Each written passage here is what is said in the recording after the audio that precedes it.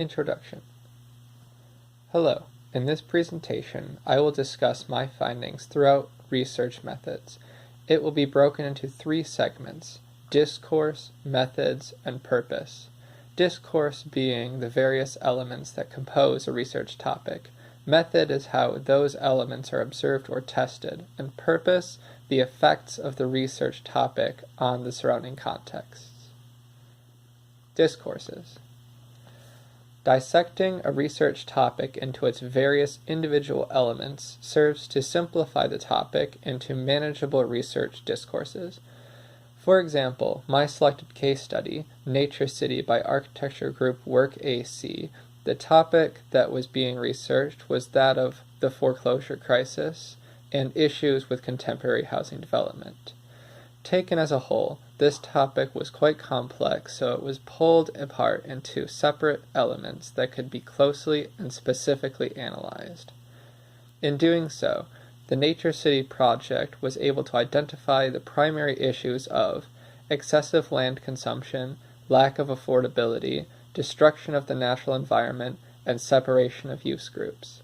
So instead of tackling the nebulous issue of contemporary housing development, Work AC was able to work with these comparatively simple elements that could be more easily researched.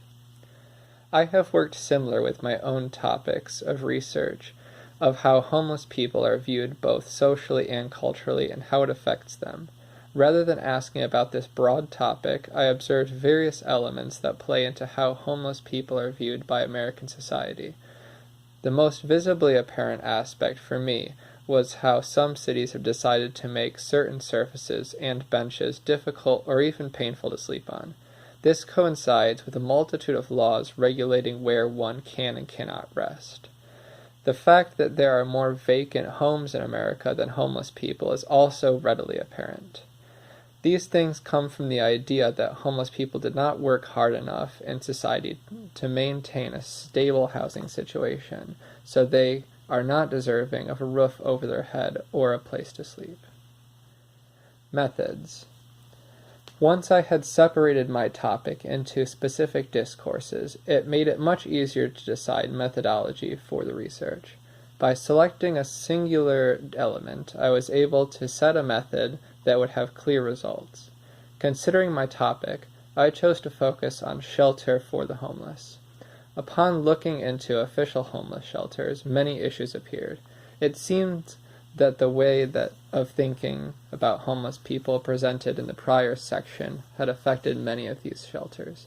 This discovery led me to look into the concept of tent cities, which are loosely organized communities of homeless people.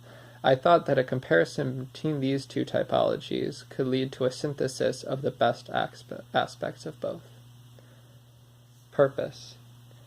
Research is always conducted with some intention and a connection to various contexts. These intentions and connections provide ways for the research to impact real-world scenarios.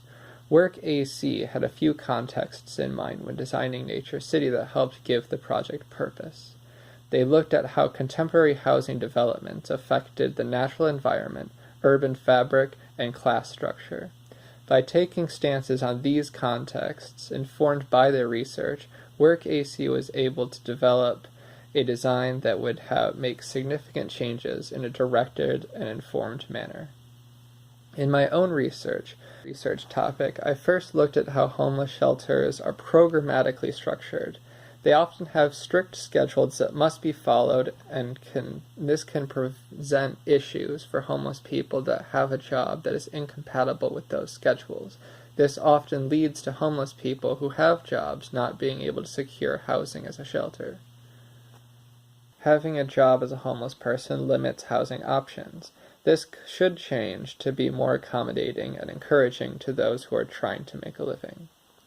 A more deeply rooted issue is that of American ideals. They often lead to an inaccurate portrayal of homeless people and perpetuate incorrect ideas in general. In particular, the idea that if one works hard enough, they will be successful, and if they failed, it is because they did not do the work they should have. There should be a better understanding between classes through elimination of class segregation and encouragement of interaction between classes to solve these issues. They are deeply seated and lead to stereotypical assumptions that are often incorrect. I also looked at how the strictly regulated schedules of homeless shelters might affect a person's mental health and sense of freedom. As things are, many homeless people do not even have the option to work at a job if they want to guarantee housing as a shelter. The freedom that comes with living in a more loosely scheduled community guarantees that they can do what they need to try and make a living, and that they have some sort of control over their lives. This is very attractive to many homeless people who often feel that they have lost all control over their lives. Conclusion. There needs to be a shift in the way homeless people are treated in American society. The deeply seated ideals will be hard to change, but by breaking the issue into discursive elements, selecting appropriate methods of research, and identifying key contexts and purposes, the issue will become much easier to solve.